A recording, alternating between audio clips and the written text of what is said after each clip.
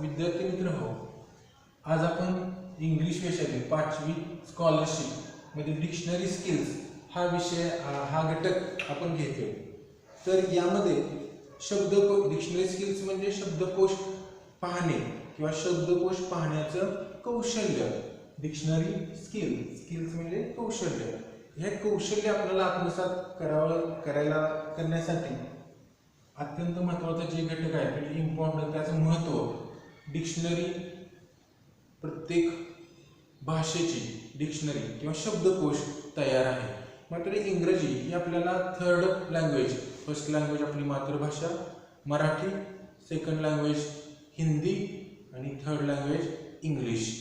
तुम्हाला माहितीच आहे की इंग्रजीवर आता अलीकडे बरेचसे कम्प्युटर्स जे तयार होतात ते सुद्धा इंग्रजीमध्ये त्याचं सगळं नॉमिनेशन वगैरे असतं, त्याच्यामुळे लँग्वेज इंग्रजीच असते। तर तो इंग्रजी विषय आपणाला येणं अत्यंत आवश्यक आहे।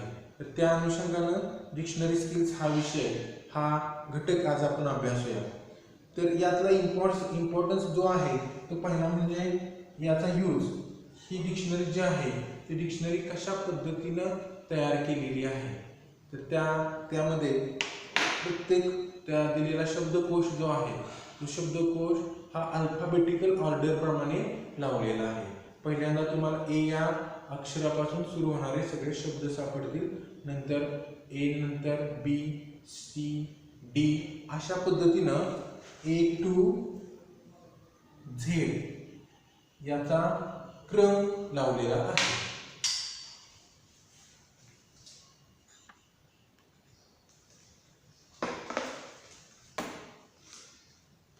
विद्यार्थी मित्र हो, तुम्ही इंग्लिश मराठी या टाईपची डिक्शनरी घेणं आवश्यक आहे। डिक्शनरीच्या मध्ये सुद्धा खूप प्रकार आहेत। इंग्लिश मराठी मी रेफर करतोय। नवनीत या प्रकाशनाची दुकानांच्या मध्ये या पद्धतीच्या डिक्शनरी उपलब्ध आहे। तर ते साधारणतः 200 ते 250 रुपयाला डिक्शनरी मिळेल। या टाईपची असेल छोटीशी डिक्शनरी म्हणजे ते डिक्शनरी नव्हे, तो शब्दार्थ असतो। इयत्ता 5वीचा शब्दार्थ असतो, इयत्ता 6वीचा असतो। ते शब्दार्थ आपल्याला घ्यायचे नाही, त्याच्यामध्ये फक्त त्या धड्याच्या अनुषंगानं जे शब्द आहेत तेवढेच दिलेले असतात। मात्र याच्यामध्ये मी सांगितलं तसं अल्फाबेट प्रमाणे ए टू झेड हे शब्द क्रमानुसार लावलेले असतात, तिथे दिलेले असतात। तर ती डिक्शनरी सर्वांनी घेणं अपेक्षित आहे। एकदा डिक्शनरी घेतली तर 10वी पर्यंत तुम्हाला बघायला नको, म्हणून आत्ताच तुम्ही ही डिक्शनरी घ्या आणि डिक्शनरी पाहण्याची सवय लागू द्या। नवीन शब्दाला न्यू वर्ड आला की तो डिक्शनरीत बघायचा अल्फाबेटिकली ए नंतर बी, बी, सी, डी अशा पद्धतीनं झेड पर्यंत शब्द दिलेले असतात। विद्यार्थी मित्र, आपण इयत्ता 5वीच्या पुस्तकातील 10वा जो घटक आहे डिक्शनरी स्किल शब्दकोश पाहण्याचे कौशल्य, त्या कंटेंटमध्ये त्यामधील काही क्वेश्चन्स सॅम्पल क्वेश्चन दिलेले आहेत, तुम्ही ते पाहावे। आता जे क्वेश्चन फॉर प्रॅक्टिस दिलेले आहेत ते आज आपण अभ्यासूया। बघूया, तुम्हाला जे पुस्तक उपलब्ध आहे 2 प्रकाशनाची पुस्तकं मी घ्यायला सांगितलेली होती, एक नवनीतचं आणि एक शिक्षक परिषद जे आहे मार्गदर्शिका, त्या शिक्षण परिषदेची मार्गदर्शिका, ह्या दोन्ही पुस्तकं तुमच्याकडं असणं आवश्यक आहे। बाजारामध्ये दुकानांच्या मध्ये ते उपलब्ध आहे। तर विद्यार्थी मित्र हो, बघा आपण पहिला क्वेश्चन क्रमांक बघूया, एक 4 ते 5 क्वेश्चन बघूया आणि तुम्हाला तर 13 एक प्रश्न आहे। या टॉपिकमध्ये 13 प्रश्न आहेत। तर 13 पैकी हिचं आपण 4 ते 5 क्वेश्चन्स घेऊया आणि ते तुम्ही पुन्हा वहीमध्ये लिहायचे आहे आणि दिलेला अभ्यास रोजच्या रोज करत जा। त्याखाली पालकांची सही घ्या आणि आम्ही इथे शाळा सुरू झाल्यानंतर त्या वह्या बघणार आहोत। बघूया आता आपण पुढं पहिला प्रश्न बघूया। प्रश्न आहे which word will be third in alphabetical order. खाली काही शब्द दिलेले आहेत, मी प्रश्न फळ्यावर लिहितोय। Which word will be third in the alphabetical order? Which word third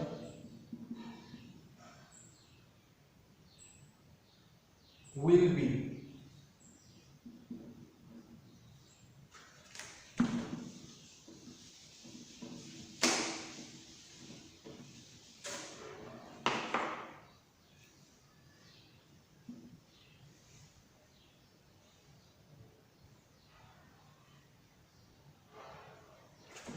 Which word?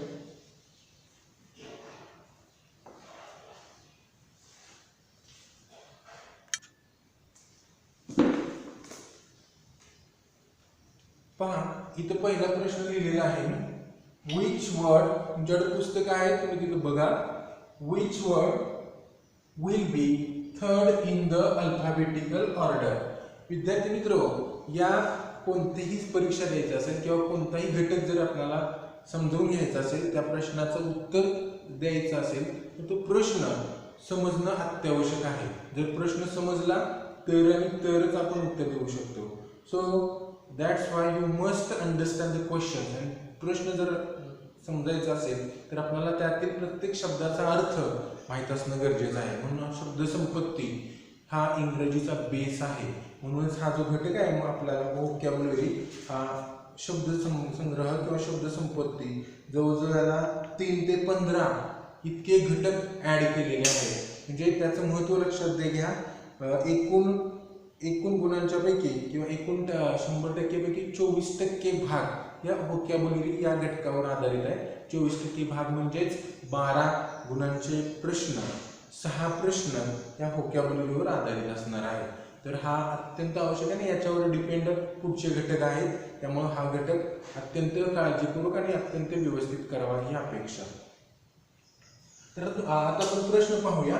Which word will be third in the alphabetical order. म्हणजेच कोणता शब्द, which word will be third, खाली दिलेल्यापैकी कोणता शब्द 3 नंबरच्या क्रमाला येईल in alphabetical order. Alphabetical order म्हणजे A to Z या क्रमानुसार कोणता शब्द 3 नंबरला येईल. बघूया आपण आता डिक्शनरीचा यूज केलाच पाहिजे. डिक्शनरी आपण ओपन केल्यानंतर पहिल्यांदाच आपल्याला ए चे शब्द मिळतील. ए चे शब्द मिळाल्यानंतर ए चे नंतर बी नंतर सी अशा पद्धतीनं वर कोपऱ्यामध्ये अल्फाबेट्स दिलेले असतात. तिथं पाहायचं असतं उजव्या कोपऱ्यामध्ये पाहिलं की आपल्याला तो ए चा शब्द आहे, बी चा शब्द आहे, सी चा शब्द आहे का पुढचा कोणता अक्षर आहे, लेटर आहे, त्याचा शब्द आपल्याला क्रमाने मिळत जाणार आहे. बघूया आता आपण. तर हा बघा इथे दिलेला शब्दांचा ऑर्डर आहे. शब्द आहे 4 शब्द दिलेले आहेत. अँड, अँगर, अँड आणि ॲनिमल.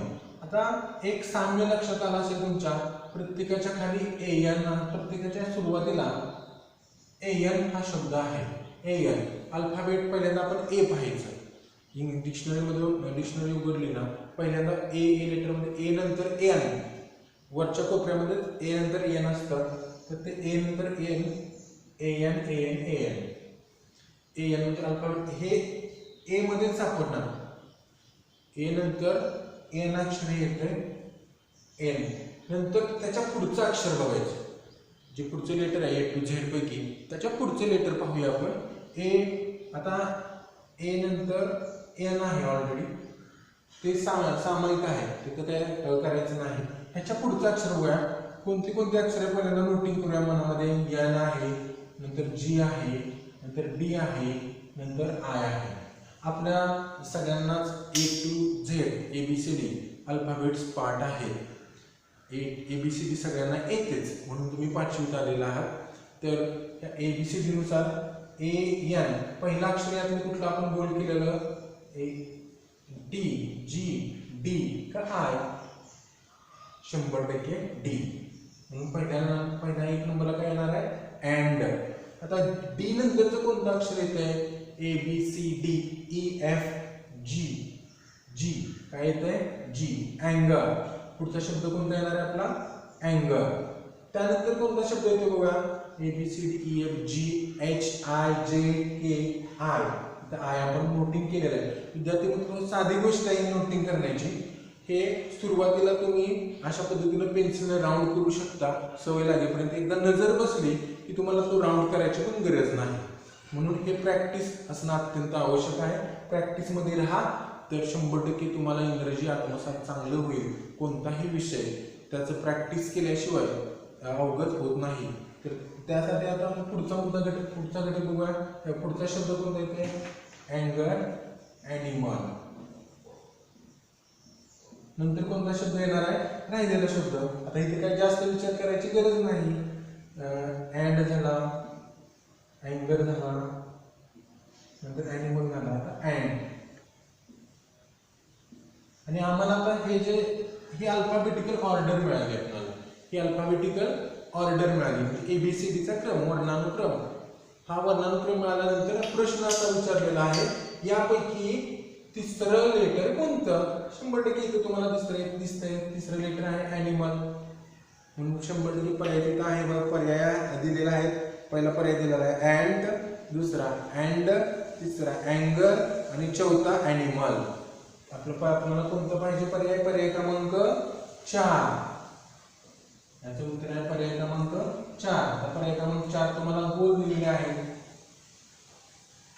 4 नंबरचा पर्याय जो आहे तो पूर्ण भरीव करायचा आहे. आता याचं प्रॅक्टिस आपण 100% घेणार आहोत. आपल्या सराव परीक्षा 20 ते 30 एवढ्या सराव परीक्षा आपण घेत असतो वर्षभरामध्ये.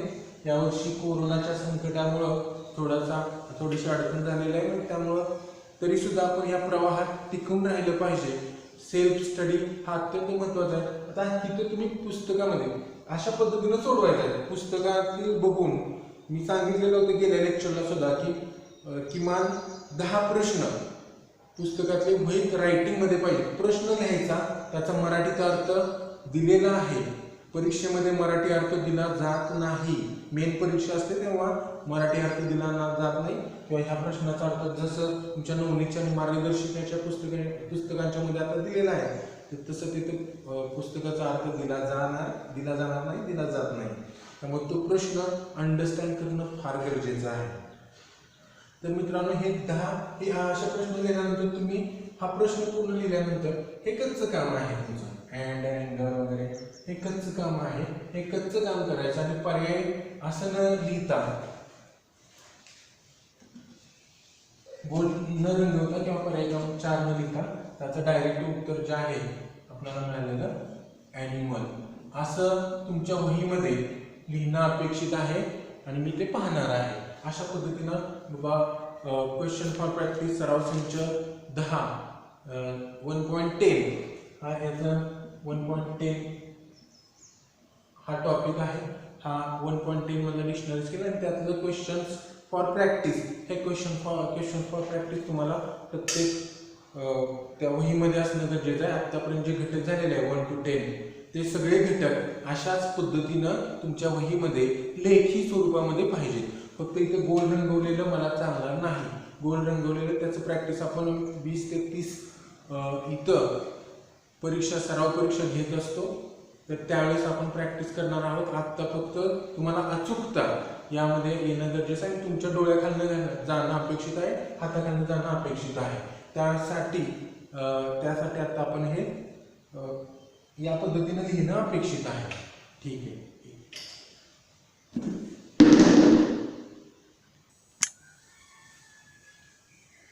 विद्यार्थी मित्रांनो, आता आपण दुसरा प्रश्न पाहूया.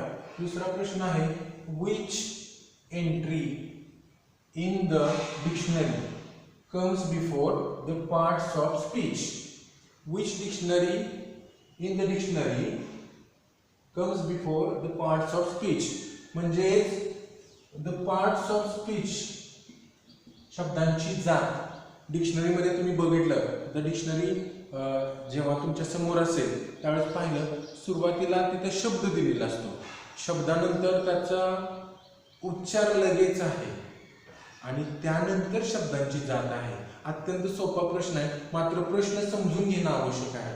डिक्शनरीमध्ये आपल्या ज्या आता मी तुम्हाला जे डिक्शनरी घ्यायला सांगितलेली आहे नवनीची इंग्लिश मराठी, त्या डिक्शनरीमध्ये शब्द आहे, त्यानंतर लगेच शब्दांचा उच्चार आहे आणि त्यानंतर शब्द कोणत्या पार्ट्स ऑफ स्पीचचा आहे, कोणत्या जातीचा आहे. नाउन आहे, प्रोनाउन आहे, व्हर्ब आहे, ॲडव्हर्ब आहे, ॲडजेक्टिव्ह, प्रिपोजिशन, कंजक्शन, इंटरजेक्शन ह्या 8 जाती आहेत. या 8 जातीपैकी कोणत्या प्रकारचा दिलेला शब्द आहे ते लगेच नंतर उच्चारानंतर दिलेलं असतं. मात्र इथं प्रश्न उलटा विचारलेला आहे. Which entry in the dictionary comes before the parts of speech? Before and after शब्द संपत्ती इथं सुद्धा अत्यंत महत्त्वाचे आहे. बिफोर या शब्दांचा जे शब्द नवीन येतात ते अंडरलाईन करायचे आणि शब्दाला वही जी गेल्या तासाला सुद्धा ऑनलाईन टीचिंग झालं आपलं त्या तासाला सांगितलेलं की शब्दांच्यासाठी एक सेपरेट वही घाला. त्याच्यामध्ये रोज किमान 5 ते 10 शब्द लिहायचे आहेत. शब्द, उच्चार आणि त्याचा अर्थ या पद्धतीने तुम्ही शब्द लिहा. रोज किमान 5 शब्द पाठ करा, त्याचा वाक्यात यूज करा. हे तर आणि तरच तुम्हाला इंग्रजी भाषेचं ज्ञान चांगल्या प्रकारे आत्मसात होईल. रीडिंग चांगली करता येईल. रोज एक 5 लाईन्स, जास्त नाही, 5 लाईन्स रीडिंग करणं अपेक्षित आहे. तर पहा आपण हा दुसरा प्रश्न की हा कोणत्या बिफोर म्हणजे च्यापूर्वी, आफ्टर म्हणजे च्यानंतर, च्यापूर्वी, बिफोर या पार्ट्स ऑफ स्पीच म्हणजे आता मी ज्या तुम्हाला शब्दांच्या जाती सांगितल्या 8 जाती त्या 8 पार्ट्स ऑफ स्पीचच्या अगोदर शब्द कोणत्या जातीमधला आहे? नाउन आहे म्हणजे ते नाम, सर्वनाम, विशेषण, क्रियापद, क्रियाविशेषण, शब्दयोगी अव्यय, उभयान्वयी आणि केवल प्रयोग अव्यय यापैकी कोणत्या प्रकारची शब्दाची जात आहे? ती जात आपण त्या जात ओळखणं गरजेचं आहे. म्हणजे दिलेला शब्द कोणत्या प्रकारचा आहे. त्याच्या अगोदर काय येतं ते मी आता सांगितलं. तुम्ही डिक्शनरी स्वतः पहा, पटकन लक्षात येईल. पहिल्यांदा शब्द दिलेला आहे, त्यानंतर प्रोनाउन्सिएशन दिलेलं आहे, नंतर शब्दांची जात दिलेली आहे. प्रोनाउन्सिएशन म्हणजे उच्चार. प्रोनाउन्सिएशन इथं आहे का? पर्याय आहे. 100% इथं प्रोनाउन्सिएशन हे उत्तर आपलं बरोबर आहे. म्हणजे हेडवर पर्याय दिले आहेत. हेडवर म्हणजे जो शब्द लिहिलेला आहे तो. त्यानंतर आहे एक्झाम्पल, ते त्या संदर्भात त्या शब्दाच्या संदर्भात एक्झाम्पल कोणतं दिलेलं आहे का ते पाक शेवटी दिलेलं असतं. त्यानंतर दुसरा मुद्दा, तिसरा मुद्दा प्रोनाउन्सिएशन नवीन शब्द असेल, नवीन शब्द आहे तो डिक्शनरी तो शब्दांच्या वहीमध्ये लिहा आणि त्याचा अर्थ लिहा, समजून घ्या. प्रोनाउन्सिएशन म्हणजे उच्चार, आपण जे उच्चार करत असतो ते उच्चार. आता शब्द मोठा असेल तेवढा सोपा असतो. शब्द पाठ करण्याची किंवा शब्द लक्षात ठेवण्याची थोडीशी टेक्निक सांगतो एक मिनिट. प्रोनाउन्सिएशन उच्चार लक्षात आला ना. नाउन सी एशन बघा पार्ट्स आपण पाडले. नाउन सी एशन. जेवढा शब्द मोठा असेल तेवढा उच्चार करण्यासाठी किंवा वाचण्यासाठी अत्यंत सोपा असतो. हा जो प्रोनाउन्सिएशनचा अर्थ सुद्धा उच्चार असाच आहे.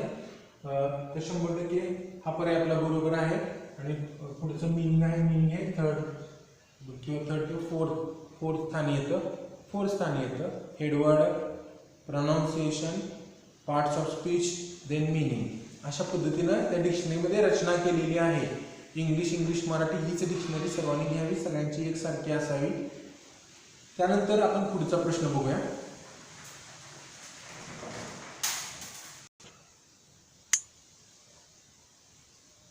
दहा नंबरचा प्रश्न आपण घेतलेला आहे आता. Where will you look up कुठं पाहाल the words with P in the dictionary. काय प्रश्न विचारलेला आहे? शब्दकोशामध्ये किंवा डिक्शनरीमध्ये पी या अक्षराचे शब्द, पी या अक्षराचे शब्द, या लेटरचे शब्द तुम्हाला कुठे सापडतील? तर अल्फाबेटिक असं जर आपण विचार केला प्लेन तर ABCD EFGH IJK LMN OP O नंतर P येणार आहे. याचे पर्याय आपण पाहूया. अत्यंत सोपा प्रश्न आहे. मात्र मगाशी सांगितलं ते शब्द आपल्याला पाठ असणं आवश्यक आहे किंवा लक्षात असणं आवश्यक आहे. आता इथं आलेला शब्द म्हणजे पहिला पर्याय आहे आफ्टर ओ नंतर पी आहे का? आफ्टर म्हणजे नंतर. आफ्टर ओ 100% हा पर्याय आपला बरोबर आहे. आफ्टर ओ ओ नंतर काय असतं पी. पी या लेटरचे शब्द आपल्याला कुठे सापडणार आहेत 100% ओ नंतर. बिफोर ओ, बिफोर म्हणजे च्या पूर्वी. ओच्या पूर्वी कोणते लेटर आहे पी 100% नाही. बघा आपण क्रमांक मोजा A B C D E F G H I J K L M N O P. ओच्या बिफोर कोणतं लेटर आहे एन. कोणतं लेटर आहे एन. म्हणजे हा पर्याय सुद्धा रॉंग आहे, चुकीचा आहे.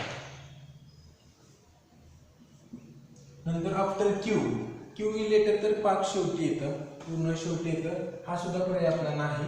आफ्टर आर, आफ्टर म्हणजे नंतर, आफ्टर आर, आर नंतर नाही, आपला इथे पहिलाच पर्याय बरोबर आहे आफ्टर ओ. अशा पद्धतीनं पूर्ण विचार करून आपल्याला समजून घेऊन प्रश्न सॉल्व करायचे आहेत. उगाच आपलं पाट्या टाकायची काम करायची नाहीत. प्रश्न समजून घ्या आणि प्रश्न समजून घेतल्यानंतर थोडंसं मनान चिंतन करा. त्या प्रश्नामध्ये नवीन शब्द कोणते आहेत ते पॉइंट आउट करा. आता वाचत असताना काही लिहायची गरज नाही, फक्त पेन्सिल हातात ठेवायची. अभ्यास करण्याची साधी सोपी पद्धत आहे. पेन्सिल नेहमी हातात ठेवा.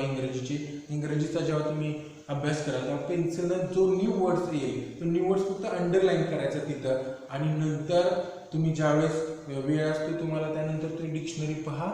डिक्शनरीमधून तो शब्द शोधायचा, त्याचा प्रोनाऊन्सिएशन म्हणजे उच्चार त्याचा लिहायचा.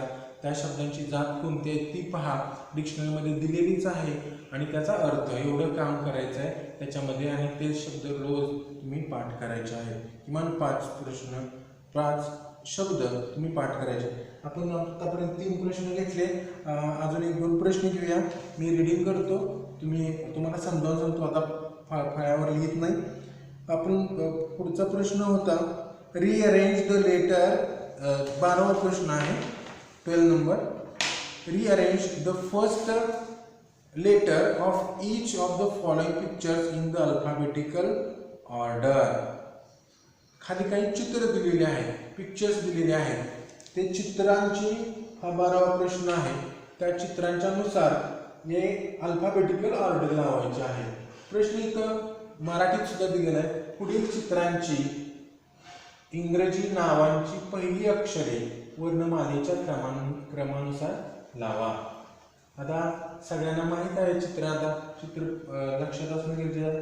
हे चित्र तुम्हाला जे दिसतंय ते टायगरचं आहे, पुढचं लायनचं आहे, नंतर झेब्रा आहे. व्यवस्थित अगदी क्लिअर चित्र दिलेलं आहे, त्यामुळे काय ओळखायला अडचण नाही. आणि पुढं जे दिलेलं आहे तो याक हा प्राणी आहे, वाय फॉर याक. तर हे आपण क्रमांक बघूया. पहिलं काय आहे, टायगरचं टी येणार, नंतर लायनचं यल, नंतर झेब्राचं झेड, आणि नंतर याकचं वाय. म्हणजे आता हे कच्चं काम सुद्धा अत्यंत महत्त्वाचं आहे.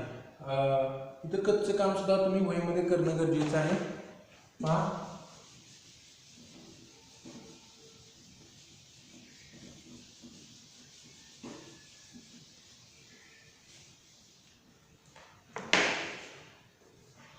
पहिलं जे चित्र आहे, पहिलं पिक्चर आहे ते म्हणजे टायगरचं आहे, टायगरचा टी. नंतर दुसरं चित्र आहे लायन, नंतर झेब्रा आहे, आणि नंतर जे चित्र दिलेलं आहे ते याक नावाच्या प्राण्याचं चित्र दिलेलं आहे. अशा पद्धतीनं हा आपला पर्याय तो कुठं किती नंबरला असेल तो शोधायचा आणि तो पर्याय रंगवायचा आहे किंवा तो पर्याय इथं लिहायचा आहे. नंतर एक 13वा प्रश्न, 13 नंबरचा प्रश्न जो आहे तो बघूया आपण.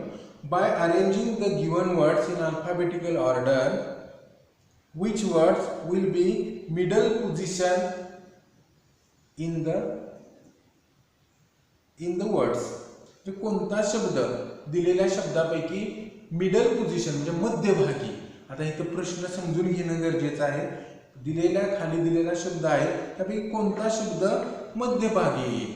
शब्द मी वाचन करतो. पहिला शब्द आहे फोरहेड, नंतर दुसरा शब्द आहे आयलिड,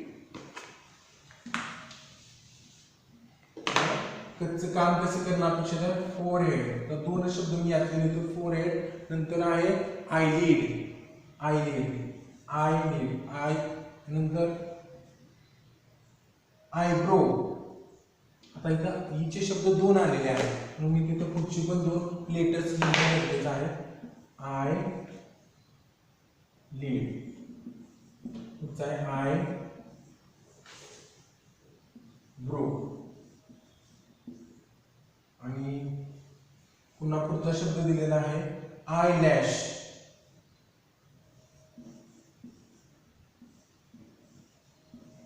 आणि पुढचा शब्द आहे एल्बो. बघा आता इथं हाय लेटर सोडलं तर बाकी सगळे लेटर्स ई न सुरुवात होतात. अल्फाबेट्स ई, ई अक्षर आपल्याला इथं सारखं दिसतंय, तर त्या ई अक्षरावर बघूया आपण आता क्रम ठरवूया. एबीसीडीचा जो क्रम आहे, पहिल्यांदा एफ येईल का ई, 100% ABCDE, आणि ई नंतर एफ आहे. म्हणजे एफ चा शब्द हा शेवटी जाणार आहे, ते लक्षात ठेवायचं. इथं खून करून ठेवायची. 1 2 3 4 5, हा किती नंबरचा शब्द आहे, 5 नंबरचा. 5 नंबरचा शब्द इथं मी 5 आकडा टाकला, 5 नंबर म्हणजे हा शेवटी आहे सगळ्यात. त्यानंतर त्या आयचे आयलिड, आयब्रो, आयलॅश, एल्बो हे प्रश्न, हे शब्द बघूया आपण. आयलिड, आयलिड, नंतर आय नंतरचा पुढचा जे अक्षर आहे ते टार्गेट करायचं. एल आहे, तर बी आहे, नंतर इथं एल आहे, इथं डायरेक्ट एल आहे. म्हणजे इथं आय साम्य नाही, ई नंतर डायरेक्ट एल आहे. बघा आता इथं पुन्हा केल्यामुळे एक गोष्ट लक्षात आली आपल्या की ई नंतर आयलिड. आता मी मगाशी म्हटलं होतं की आय हा शब्द साम्य धरला पाहिजे, मात्र हे आपण कच्चं काम करत असताना माझ्या इथे लक्षात आलं ई नंतर वाय आहे, नंतर इथे ई नंतर एल आहे. ई नंतरचा लगेच शब्द आपल्याला घ्यायचा आहे, त्यामुळं आय हा शब्द साम्य धरून चालणार नाही. म्हणजे पहिल्यांदा शब्द येणार आहे याच्यामध्ये सगळ्यातला एल्बो, एल्बो, कारण ई नंतर एल, वायच्या ह्या वायच्या अगोदर एल आहे म्हणून ईच्या वायच्या अगोदर एल आलं, नंतर म्हणून एल्बो हा सगळ्यात पहिल्या नंबरचा आपला शब्द आला, एल्बो. आता हा एल्बो कॅन्सल झाला. एल्बो नंतर आता आपल्याकडे 3 शब्द राहिलेले आहेत. There are 3 words you see on the blackboard. Look at eyelid, eyebrow, eyelash. Eyelid, आता इथं आय नंतर बी सुरुवातीला आहे म्हणजे आयब्रो हा शब्द त्याच्यानंतर येणार आहे. तुम्ही सुरुवातीला असं कच्चं काम करणं गरजेचं आहे. प्रत्येक प्रश्न समजून घेऊन सुरुवातीला वेळ जाऊ द्या, त्याचा सराव करायचा, प्रॅक्टिस करायचा, नंतर आपल्याला आपोआप ते आत्मसात होत असतं. मात्र सुरुवातीला कच्चं काम, रफ वर्क जो आहे तो मस्त आहे, तो प्रत्येकानं करणं गरजेचं आहे. नुसतं डॉंकी वर्क करणं गरजेचं नाही की बाबा दिलेले प्रश्न आहेत, सरांनी सांगितलं की बाबा हा सराव संच सोडवा म्हटलं की तो प्रश्न ते सगळं लिहायचं आणि उत्तराला फक्त खुणा करायच्या, असं न करता प्रश्न समजून घ्यायचे. इथं सॅम्पल क्वेश्चन सुद्धा दिलेले आहेत, तिथं स्पष्टीकरण दिलेले आहेत, ती वाचन करा आणि मग पुढे दिलेला उदाहरण संग्रह किंवा सराव संग्रह तुम्ही सोडवणं अपेक्षित आहे. बघूया एल्बो, आयब्रो, त्यानंतर हा आयब्रो सुद्धा आपला गेला, आय नंतर बी आला, नंतर आता आयलॅश आणि आयलिड, आयलॅश आणि आयलिड. एल नंतर आलेला शब्द एल आय आलेला आहे, एल ए आलेला आहे, म्हणजे शब्द आपल्याला असलेला पुढचा ना आयलॅश, आणि त्याच्या शेवटी सगळ्यात याच्यानंतरचा शब्द असणार आहे जो 4था नंबरचा आहे तो राहिलेला शब्द आयलिड. आणि आपण पहिल्यांदा शेवटी शब्द घेतलेला आहे फोरहेड, तो लिहायचा.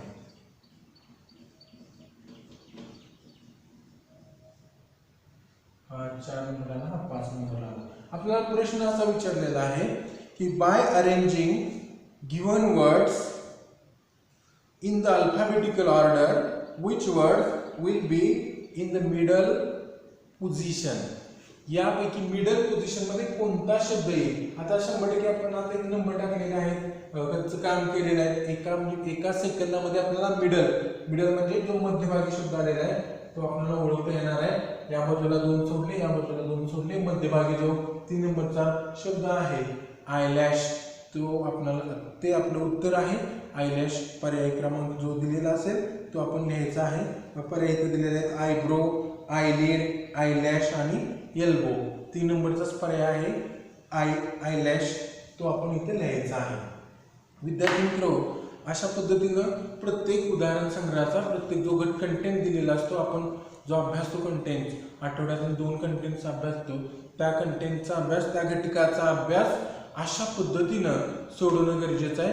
100% पेन्सिल हातात घ्या, डिक्शनरी सोबत घ्या. इंग्रजीचा अभ्यास करत असताना इंग्रजीचं जे मटेरियल आहे ते सोबत असावं. वही असावी, वही घातलेली आहे, त्याच्यावर पालकांची सही असावी आणि त्यानुसार आपण या आता जो लॉकडाऊनचा कालावधी आहे त्या कालावधीमध्ये छानपैकी नियोजन करून, वेळापत्रक करून, स्वतः वेळापत्रक करून आपण स्वतःला वेळ देऊन आपण या पद्धतीने अभ्यास करणं गरजेचं आहे. तुम्ही तो अभ्यास व्यवस्थित पद्धतीने कराल अशी मला अपेक्षा आहे. म्हणून तुम्ही यावर्षी इयत्ता 5वी शिष्यवृत्ती या परीक्षेसाठी बसणार आहात, त्यासाठी माझ्या खूप खूप शुभेच्छा आहेतच. मात्र कष्ट घ्यावं लागेल. आता लॉकडाऊनचा कालावधी उठल्यानंतर साधारणतः 1-2 महिने किंवा किती शासनाचा निर्णय होईपर्यंत आपण गप बसून चालणार नाही. आपलं स्वतःचं सेल्फ स्टडी आपण करूया, चालू ठेवूया आणि नियमितपणे अभ्यास करूया. धन्यवाद.